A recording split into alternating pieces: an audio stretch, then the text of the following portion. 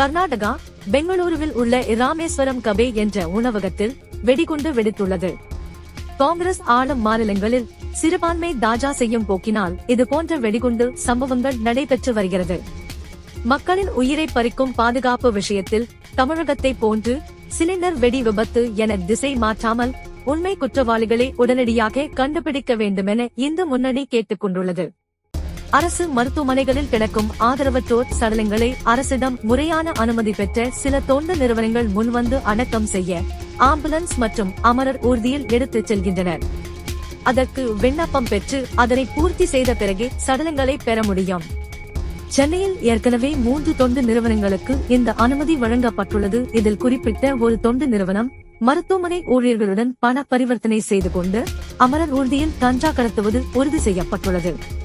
அமரர் ஊர்தி மற்றும் ஆம்புலன்ஸை யாரும் சோதனை செய்ய மாட்டார்கள் என்பதை பயன்படுத்திக் கொண்டு போதைப் பொருள்கள் பயன்படுத்துவதை இவர்கள் வழக்கமாக வைத்துக் கொண்டுள்ளனர்.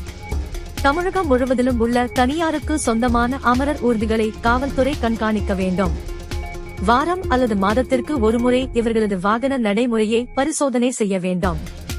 அமரர் ஊர்தி மற்றும் ஆம்புலன்ஸ் என்றால் சோதனை செய்ய மாட்டார்கள் என்ற நினைப்பே இதுபோன்ற போதைப் பொருட்களை கடத்தும் ஆசாமிகளை ஊக்குவிக்கிறது. எனவே இதுபோன்ற சம்பவங்கள் இனிமேல் நடைபெறாத வண்ணம் காவல்துறை நடவடிக்கை எடுக்க வேண்டும்.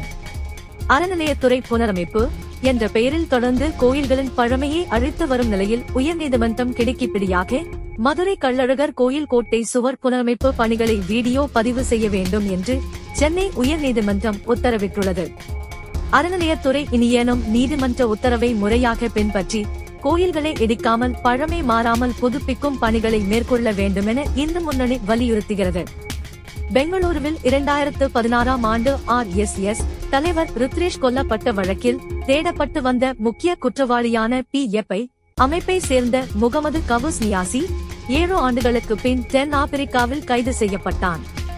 மதத்தின் பெயரில் சமூக விரோத செயல்களில் ஈடுபடும் இது போன்ற அடிப்படைவாதிகளை கண்டறியவும் தப்பி சென்ற குற்றவாளிகளை பிடிக்கவும் அந்தந்த மாநில அரசுகள் சிறப்பு புலனாய்வு குழுக்களை அமைத்து துரித நடவடிக்கை எடுத்தால்தான் மேலும் இது போன்ற சம்பவங்கள் நிகழாமல் மக்கள் உயிர் காக்கப்படும்.